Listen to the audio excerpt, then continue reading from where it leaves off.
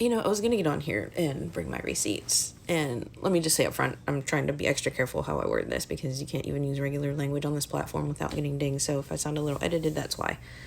I was ready to pull up study after study, headline after headline, all the refuting evidence, because the moment I saw the perpetrator identified as trans in this latest horrible thing that happened in Minneapolis, I already knew exactly what was coming.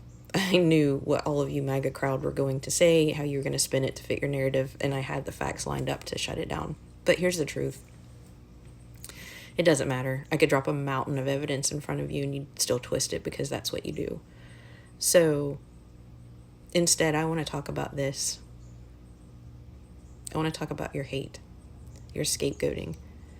If you really want to stand on that hill and say this is somehow the fault of the trans community, then you better be ready to sit with that, what that means. Sit with the consequences of the cruelty you dish out every single day. I've talked about this before. I follow a few trans creators on here, brilliant, kind humans who just want to live their lives.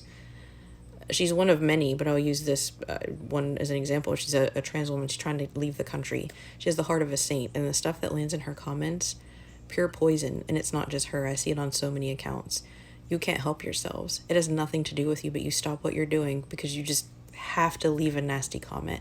Why? Because that's what your cult leader and his cronies keep spouting, and you just parrot it back, and it's horrifying. Absolutely horrifying.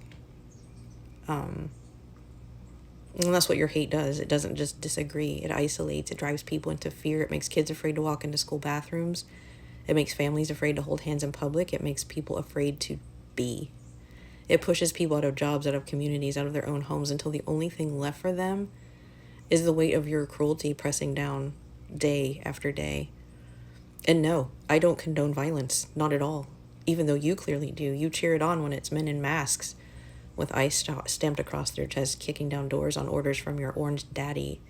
That's the kind of violence you're perfectly fine with.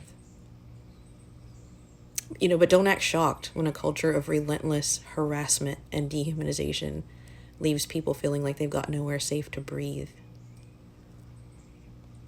So if you're really going to use this tragedy as another excuse to target trans people, then take a long look in the mirror. Because the blood isn't on their identity. It's on the hate you normalize every single day. Gender fluidity has been part of humanity since the beginning of time. What hasn't always existed are mass events, mass unalivings using pew-pews. And they don't plague every country. So why don't you take a look at what the real constant is here, instead of scapegoating a community that's always been here, simply trying to live.